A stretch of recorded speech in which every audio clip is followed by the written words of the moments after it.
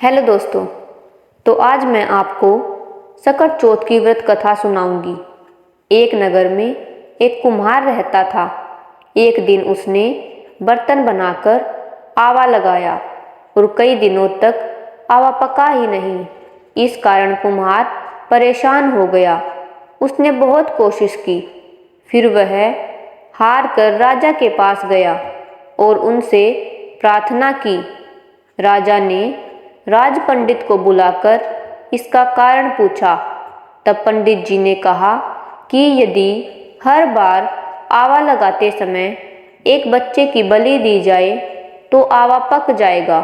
फिर क्या था, पूरे नगर में मुनादी करवा दी गई कि हर सप्ताह एक बच्चा आवे में डालने के लिए दिया जाएगा।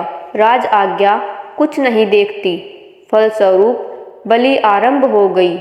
जिस परिवार की बारी होती वह परिवार अपने बच्चों में से एक बच्चा बलि के लिए भेज देता। उसी नगर में एक बुढ़िया अपने बेटे के साथ रहती थी। उसका बेटा उसके जीने का इकलौता सहारा था।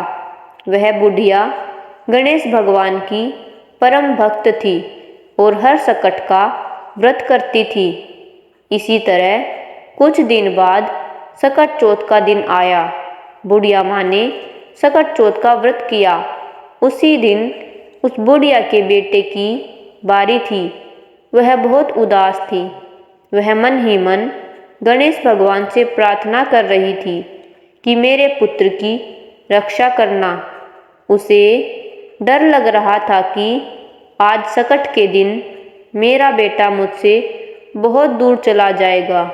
जब राजा के सिपाही बुढ़िया के बेटे को लेने आए तब बुढ़िया माँ ने उसे जाते समय हाथ में थोड़े से तिल और एक दूब का बीड़ा दे दिया और कहा, गणेश भगवान का नाम लेकर आवे में बैठ जाना।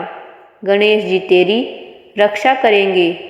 बुढ़िया के बेटे ने अपनी माँ के कहे अनुसार आवे में बैठते समय गणेश भगवान को याद किया और उसके पीछे से बुढ़िया माँ गणेश भगवान की पूजा करती रही। पहले तो आवा पकने में एक सप्ताह लग जाता था, परंतु इस बार आवा एक ही रात में पक गया।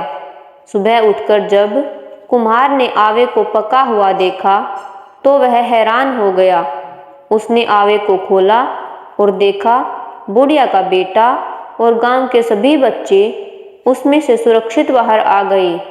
तब कुम्हार बुढ़िया के बेटे को लेकर राजा के पास गया और राजा ने उस लड़के से इसका कारण पूछा।